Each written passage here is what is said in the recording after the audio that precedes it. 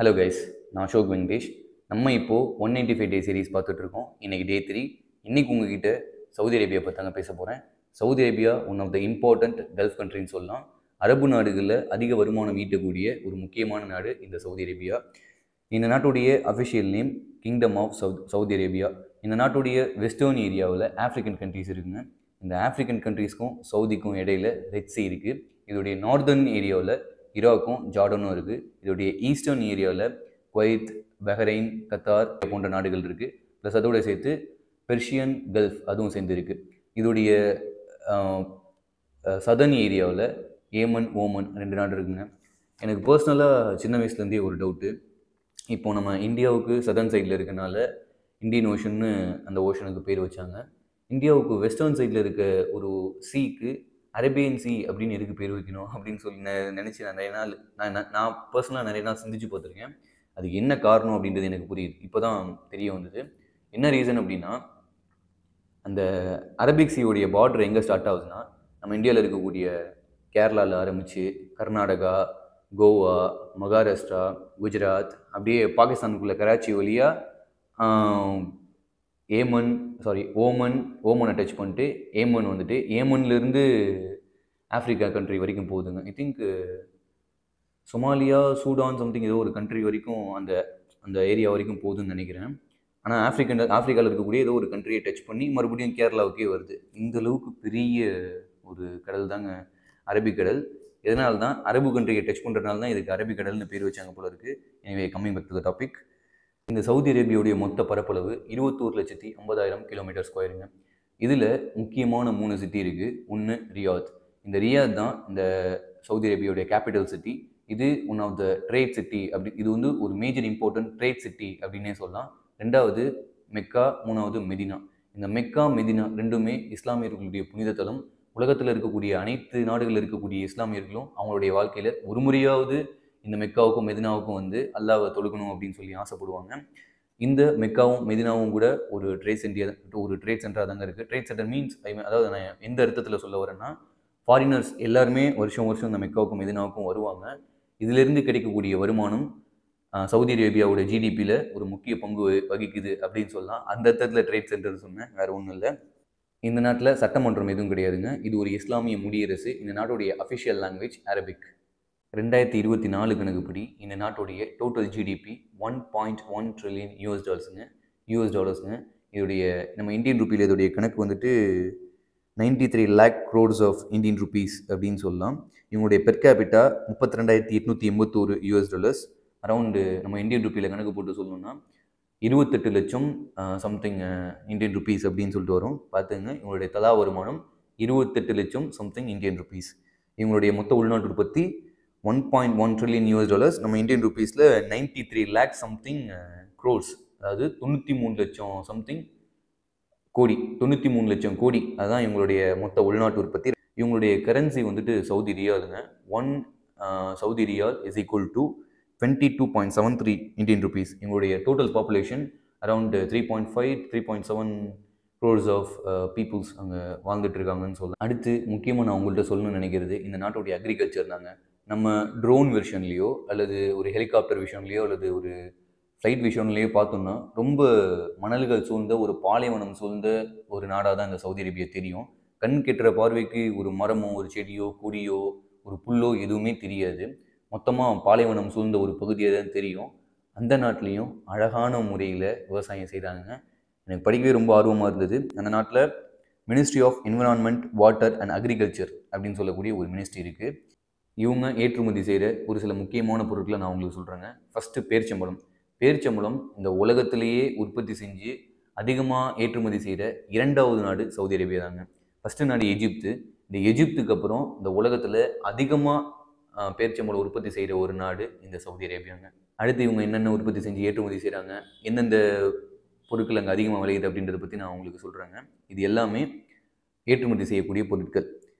Dairy products, பாலில் செய்யக்கூடிய ஒரு சில பால்கோவா, அந்த மாதிரியான பாலில் உற்பத்தி செய்யக்கூடிய ஒரு சில பொருட்கள், முட்டை, கோழி, ஃப்ரூட்ஸ், வெஜிடபிள்ஸ், ஃப்ளவர்ஸ் இதெல்லாம் கூட ஏற்றுமதி செய்கிறாங்க. ஃப்ரூட்ஸ், ஃப்ளவர்ஸ், வெஜிடபிள்ஸ், காய்கறிகள், பழங்கள், இப்போ பூக்கள்லாம் கூட நல்ல உற்பத்தி செஞ்சு ஏற்றுமதி செய்கிறாங்க. நினைக்கும் போது ஆச்சரியமாக இருக்குது. இவங்களுடைய மார்க்கெட் உலகம் முழுக்க இருக்குதுன்னு சொல்கிறாங்க. இவங்க பூக்களாக இருக்கலாம், இவங்களுடைய பழங்களுக்காக இருக்கலாம், உலகம் முழுக்க நிறைய மார்க்கெட் இருக்குது அப்படின்னு சொல்கிறாங்க.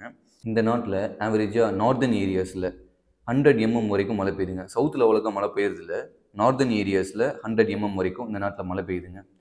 எல்லா குளிர்காலத்துலையுமே குறைஞ்சது ஒரு 100 mmனாவது கண்டிப்பாக மழை பெஞ்சிடும் அப்படின்னு சொல்கிறாங்க. அதுவும் வின்டர் சீசனில் மட்டும்தான் பெய்யும். அதுவும் நார்தர்ன் ஏரியாவில் மட்டும்தான் பெய்யும், சவுதர்ன் ஏரியாவில் பெய்யாது. என்னதான் இது ஒரு பாலைவன நாடாக இருந்தாலும் அந்த நாட்டில் இருக்கக்கூடிய பல தரிசு நிலங்களை விளைநிலங்களாக மாற்றி அந்த நாடு விவசாயம் செஞ்சுட்டு இருக்கிறதா சொல்கிறாங்க. 2018 கணக்குப்படி அந்த நாட்டில் மேஜராக உற்பத்தி செஞ்சு அவங்க யூஸ் பண்ணுற பொருட்களை நான் உங்களுக்கு சொல்கிறேங்க. டேட்ஸ், நான் ஆல்ரெடி சொன்ன மாதிரி டேட்ஸ், வாட்டர்மெலன், பார்லே, வீட், பொட்டேட்டோ, டொமேட்டோ, குக்கியூம்பர், இதெல்லாமே அந்த நாட்டில் மேஜராக உள்நாட்டில் உற்பத்தி செஞ்சு அவங்க பயன்படுத்திக்கிற பொருட்கள். இந்த நாட்டில் விவசாயம் எப்படி செய்கிறாங்கன்னா, இங்கேருந்து ஒரு 100 மீட்டர் டிஸ்டன்ஸுக்கு ஒரு ஷெட்டு ஒன்று போட்டுருவாங்க. அந்த ஷெட்டுக்கு ஒரு டோர் ஒன்று இருக்கும். அந்த டோருக்கு லெஃப்ட் ஹேண்ட் சைட்லேயும் சரி, ரைட் ஹேண்ட் சைட்லேயும் சரி ஒரு எக்ஸாஸ்ட் நைட் ஃபேன் இருக்கும். ஏன்னா அங்கே வெயிலுடைய தாக்கம் ரொம்ப அதிகமாக இருக்கிறனால உள்ளே இருக்கக்கூடிய ஹீட் எல்லாம் வெளியேற்றுறதுக்கு எக்ஸாஸ்ட் நைட் ஃபேன் ஒன்று வச்சுருப்பாங்க. உள்ள டோர் இருக்கும், லெஃப்ட் சைட் ரைட் சைட் 2 இடத்துலையுமே எக்ஸாஸ்ட் நைட் ஃபேன் இருக்கும். அது எப்போ ஓடிக்கிட்டே இருக்கும். நம்ம உள்ளே போனோம்னா இப்படி ஒரு ரோ, இப்படி ஒரு ரோ, இப்படி ஒரு ரோ, ஒரு 100 மீட்டருக்கு போவோம். இந்த சைடு வெங்காயம் போட்டிருப்பாங்க, இந்த சைடு தக்காளி போட்டிருப்பாங்க, இந்த சைடு பச்சை மிளகா போட்டிருப்பாங்க. 3 சைடு 3 காய்களை போட்டிருப்பாங்க. சென்ட்ரு சைடும் சரி, அந்த சைடும் சரி, அந்த சைடும் சரி பாத்தி கட்டியிருப்பாங்க. அந்த பாத்தியில் தண்ணியெல்லாம் ஓரளவுக்கு அவங்களுக்கு தண்ணி வசதி கிடையாது. சொட்டு நீர் பாசனம் தான் அங்கே இருக்கும். சொட்டு நீர் பாசனத்துக்கு தகுந்த மாதிரியான சின்ன சின்ன பைப்பு போட்டு அவங்க தண்ணி அந்த செடிகளுக்கு பாய்ச்சிப்பாங்க. அந்த இடத்துல வெயில் தாக்கம் ரொம்ப அதிகமாக இருந்தாலும் அதோடைய அந்த இடத்துல ஒரு குளிர்ச்சி வரணும் அப்படிங்கிறதுக்காக தான் எக்ஸாஸ்ட் நைட் ஃபேன். இதை தாண்டி சூரிய ஒளி லைட்டாக உள்ளே படணும் அப்படிங்கிறதுக்காக நம்ம ஊரில் கொசுவில் எப்படி இருக்குமோ அந்த மாதிரியான ஷெட்டு போட்டு அந்த நாட்டில் விவசாயம் செய்கிறாங்க. ஒன்று எந்த இடத்துல மண் வளம் நல்லா இருக்கோ அந்த இடத்துல ஷெட்டு போட்டு விவசாயம் செய்வாங்க. அப்படி இல்லைன்னா மண்களை எடுத்துகிட்டு வந்து ஒரு இடத்துல கொட்டி அதுக்கு மேலே ஷெட்டை போட்டு அதுக்கு மேலே இந்த செடிகளை நட்டு விவசாயம் செய்கிறாங்க. ஒரு நல்ல முறையில் இதுக்கு முன்னாடி இருந்ததை விட இப்போதைக்கு ஒரு நவீன முறையில் நல்ல முறையில் விவசாயம் செய்கிறாங்கன்னே சொல்லலாம். இவ்வளோ விஷயத்தை நான் சொல்லிட்டு இந்த ஒரு விஷயத்தை நான் சொல்லலைன்னா இந்த வீடியோ ஃபுல்ஃபில் ஆகாதுங்க. அது என்னென்னா, சவுதி அரேபியா அப்படின்னு சொன்னாலே நம்ம எல்லாருக்கும் மேஜராக ஞாபகம் வர ஒரு விஷயம் க்ரூட் ஆயில், கச்சா எண்ணெய். இந்த கச்சா எண்ணெய் இந்த நாட்டுடைய பொருளாதாரத்தில் மிகப்பெரிய அளவில் ஒரு பங்கு வகிக்குதுன்னே சொல்லாங்க. இந்த நாட்டில் இருக்கக்கூடிய பெட்ரோலியம் செக்டார் ஒரு வருஷத்துக்கு 31 லட்சம் கோடி இந்தியன் ருபீஸ் எக்ஸ்போர்ட் பண்ணுறாங்க. ஐ மீன் $370 பில்லியன் எக்ஸ்போர்ட் பண்ணுறாங்க. $370 பில்லியன் இவங்களுடைய மொத்த ஜிடிபியே $1.1 ட்ரில்லியன் தான் சொன்னேன். அவங்களுடைய $1.1 ட்ரில்லியன் இவங்க முக்கியமாக எக்ஸ்போர்ட் பண்ணி சம்பாதிக்கிற, அதாவது பெட்ரோலியம் மூலமாக எக்ஸ்போர்ட் பண்ணி சம்பாதிக்கிற பணம் $370 பில்லியன் அப்போ பார்த்துக்கோங்க பெட்ரோலியம் மூலம் இந்த நாட்டுக்கு எவ்வளோ வருமானம் வருதுன்னு. இந்திய ரூபாயில் சொல்ல போனால் 31 லட்சம் கோடி இந்திய ரூபாய் அவங்க ஒரு வருஷத்துக்கு ஏற்றுமதி செய்கிறாங்க. ஏற்றுமதி செய்கிறது மட்டும் சொல்கிறேன். இது இல்லாமல் இவங்க உற்பத்தி செஞ்சு இவங்க நாட்டுக்குள்ளே பயன்படுத்திப்பாங்க.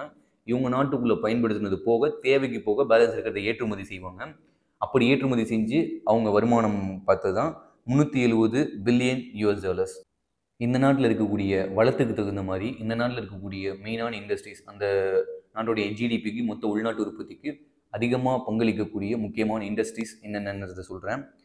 க்ரூட் ஆயில் ப்ரொடெக்ஷன், ஆப்வியஸாக நம்ம எல்லாத்துக்கும் தெரிஞ்ச crude oil production, petroleum refining, petrochemicals, ammonia, industries gases, sodium, hydroxide, சிமெண்ட்டுக்கு யூஸ் பண்ணக்கூடிய hydroxide, fertiliser, metals, ship repairs, construction, aircraft repair, இது எல்லாமே பெரிய லெவலில் பண்ணிகிட்டு இருக்காங்க. இந்த இண்டஸ்ட்ரி தான் அதோடைய ஜிடிபியில் ஒரு முக்கியமான பங்கு வகிக்குது அப்படின்னு சொல்லலாம். இவங்களுடைய முக்கியமான business partners China, United Arab Emirates, USA, India, Germany. இது 2022 கணக்கில் இந்த நாடுகளுமே நம்ம India, China, United Arab Emirates, United States of America, Germany, இந்த நாடுகள் எல்லாமே இவங்கள்ட்ட மேஜராக பிஸ்னஸ் பண்ணிகிட்டு இருக்காங்க அப்படின்னு சொல்கிறாங்க. இவங்களுடைய ஃபாரின் ரிசர்வ் எவ்வளோ இருக்குன்னா $457 பில்லியன். 457 பில்லியன் இவங்கள்ட்ட இவங்கள்ட்ட ஃபாரின் ரிசர்வ் இருக்குது. இந்த நாட்டுக்கு யாராவது டூர் போகிறீங்கன்னா கொஞ்சம் பார்த்து பத்திரமா போயிட்டு வாங்க. ஏன்னா அந்த நாட்டை போய்ட்டு நம்ம என்ன தப்பு செஞ்சாலும் சரி அதுக்கு பயங்கரமாக சவுக்கடி கொடுப்பாங்கன்னு சொல்கிறாங்க. அந்த நாட்டு சிட்டிசன்ஸ் என்ன தப்பு பண்ணாலும் சரி அவங்கவுங்க செஞ்ச தப்புக்கு தகுந்த மாதிரி பெரிய அளவில் சவுக்கடி கொடுக்குறதா சொல்கிறாங்க. நீங்கள் அந்த நாட்டுக்கு டூரிஸ்ட்டாக போனீங்கன்னா கொஞ்சம் பார்த்து ஜாக்கிரதையாக போயிட்டு வாங்க. இந்த வீடியோ உங்களுக்கு பிடிச்சிருந்துச்சுன்னா லைக் பண்ணுங்கள், ஷேர் பண்ணுங்கள், அண்ட் நம்மளுடைய சேனலுக்கு சப்ஸ்கிரைப் பண்ணுங்கள். தேங்க்யூ ஃபார் வாட்சிங் this video. Have a great life.